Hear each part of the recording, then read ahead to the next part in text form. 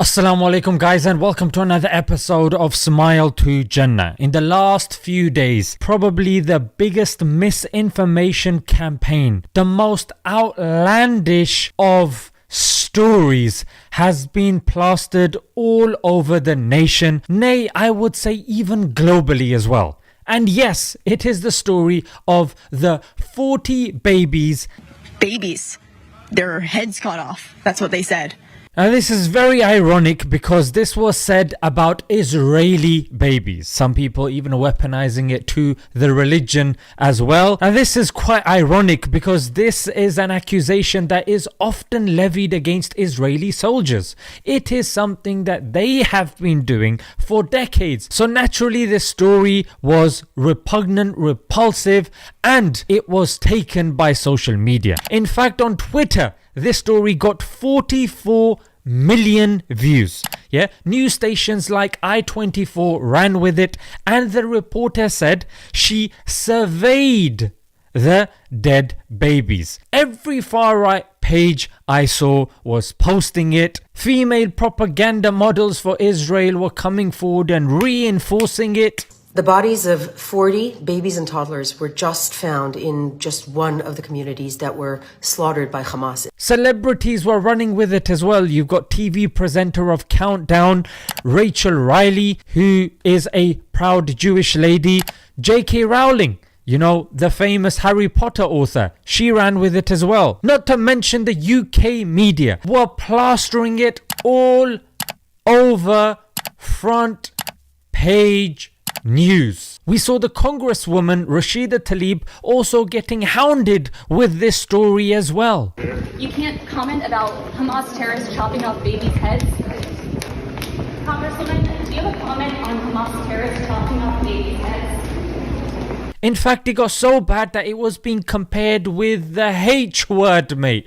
Oh yes, indeed. But we are told as young kids in secondary school, when we're doing newspaper writing, we're told about ethics, we're told about using evidence, we're told about accuracy, we're told about the virtuous occupation and responsibility of journalism. But it seems in the real world, all of that goes out the window, frankly, because it depends who's sitting on top of you. Now let's get to the refutation of this news story. The first thing is the Israeli army told Anadolu News that they do not have evidence confirming these allegations. They have not put evidences forward. That's number one. Number two, the reporter who presented the story has now backtracked. Before she said that she had surveyed the bodies. Now she says the soldiers believe that it happened.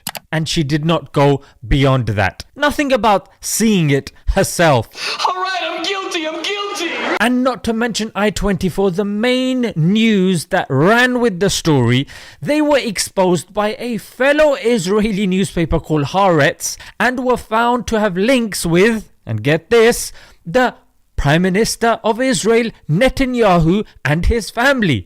Damn! In fact, I-24 is so trusted that even Israeli Twitter handle put it forward as well. That says a lot, frankly, if they're promoting a story. And let's get to J.K. Rowling, who tweeted about it. Her manager and business partner is somebody called Neil Blair, an Israeli lobbyist. Dark and difficult times lie ahead. Soon we must all face the choice between what is right and what is easy. And the final evidence is Sky News themselves admitting that this story is not verified. The reporting by one Israeli TV channel that 40 babies were murdered by Hamas, including being beheaded, makes a number of the front pages. We have asked on 3 occasions the IDF to confirm. They have not confirmed this reporting. If you don't read the newspaper, you're uninformed. If you do read it, you're misinformed. I was the CIA director. We lied, we cheated, we stole. It was like... What a blunder. What an embarrassment. What an expose in front of the whole world to see. This is an example, a case study that you should spread, because 44 million people are under the delusion that this has taken place. And before they try and make it like, oh, you're supporting Hamas, and Suhaila Braverman is saying, oh, we got to crack down on supporting of Hamas, mate. Okay, let's look at what Mr. Benjamin Netanyahu said. Anyone who wants to thwart the establishment of a Palestinian state has to support bolstering Hamas and transferring money to Hamas. Netanyahu told this to the Likud party's Knesset members in March 2019.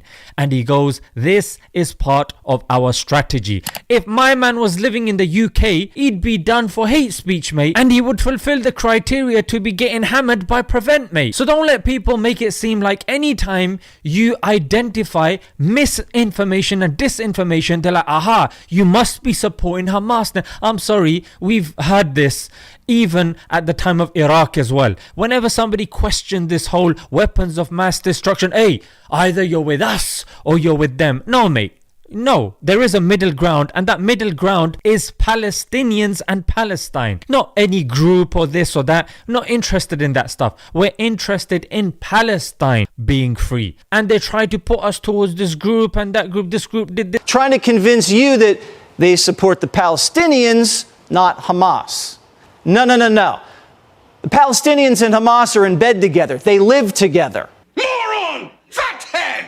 Don't let them manipulate you, because the reason why this story was so significant is because once you make them seem to be baby killers, it dehumanizes them. And what they're planning to do now in Gaza is to flatten it.